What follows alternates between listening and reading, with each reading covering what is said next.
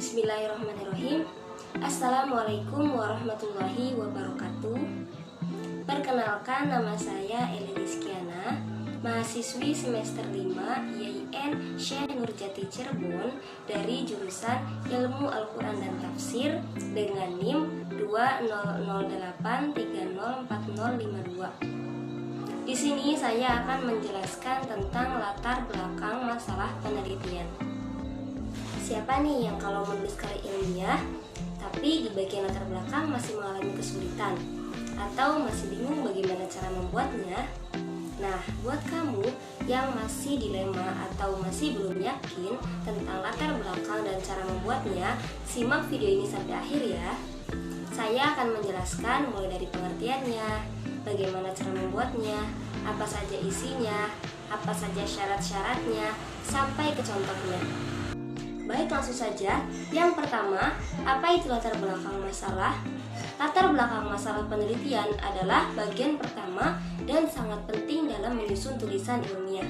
Baik itu dalam bentuk paper atau tesis yang menjelaskan secara lengkap topik penelitian, masalah penelitian yang kita pilih, dan mengapa kita melakukan penelitian pada topik dan masalah tersebut. Latar belakang juga merupakan penjelasan dalam bentuk uraian paragraf yang berisi alasan mengapa karya tulis ilmiah tersebut dibuat. Misalnya, untuk karya tulis ilmiah berarti harus menjelaskan mengapa karya ilmiah tersebut dibuat. Dan untuk proposal pensi berarti harus mengulas alasan mengapa pensi tersebut harus diadakan. Dengan adanya latar belakang ini, para pembaca jadi bisa tahu hal apa yang akan disampaikan dalam karya tulis ilmiah tersebut. Dalam latar belakang ini, peneliti harus melakukan analisis masalah sehingga permasalahannya menjadi jelas. Melalui analisis masalah ini, peneliti harus dapat menunjukkan adanya suatu penyimpangan dan menuliskan mengapa hal tersebut perlu diteliti.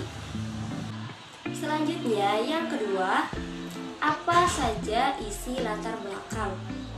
Latar belakang masalah berisi informasi tentang suatu masalah atau peluang yang dapat dipermasalahkan dan ditindaklanjuti lewat penelitian, termasuk hal-hal yang melatar belakanginya.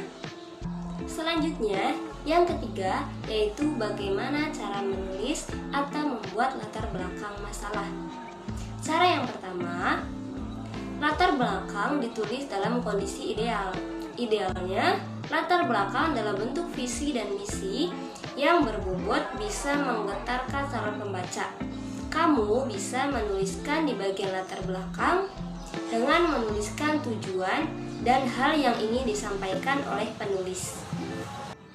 Cara selanjutnya yaitu latar belakang ditulis berdasarkan permasalahan yang terupdate hari ini.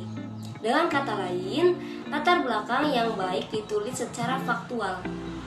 Secara teknis, latar belakang mengangkat keresahan dan permasalahan yang terjadi.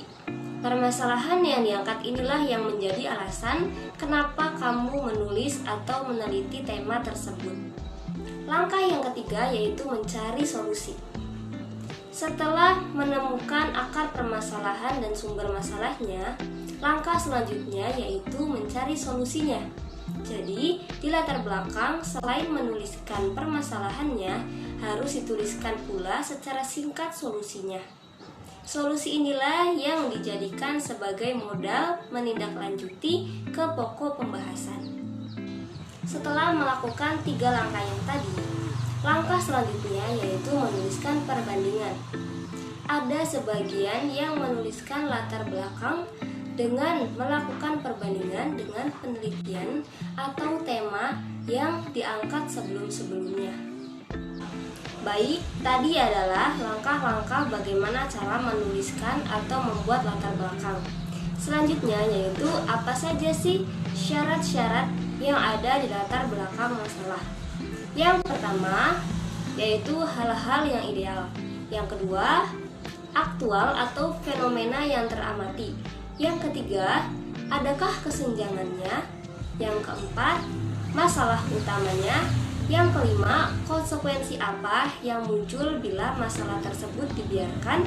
Yang keenam, di mana hal itu terjadi. Dan yang ketujuh, intervensi apa yang relevan. Baik, selanjutnya saya akan melampirkan contoh teks dari latar belakang masalah penelitian. Ini adalah contoh latar belakang masalah penelitian, yaitu tentang KKN atau kuliah kerja nyata di Dusun Kaliabu yang berada di Desa Banyuraden, Kecamatan Gamping, Kabupaten Magelang pada tahun 2015. Permasalahan di latar belakang ini yaitu kekayaan seni budaya, juga potensi daerah dari Dusun Kaliabu masih bersifat terbatas. Terus juga kurangnya sumber daya dan pengetahuan warga untuk mengurus administrasi dusun membuat potensi belum dapat teroptimalkan. Oleh karena itu, solusinya diperlukan suatu metode yang tepat untuk mengatasi permasalahan tersebut. Metode tersebut adalah design thinking. Design thinking ini berguna untuk memetakan semua permasalahan yang terdapat di Desa Kaliabu. Mungkin cukup sekian yang bisa saya sampaikan. Semoga penjelasan saya tadi bisa bermanfaat untuk kita semua, terutama untuk kalian yang sedang berada di tahap penulisan latar belakang masalah. Kurang dan kurangnya saya mohon maaf. Terima kasih sudah menyimak videonya. Wassalamualaikum warahmatullahi wabarakatuh.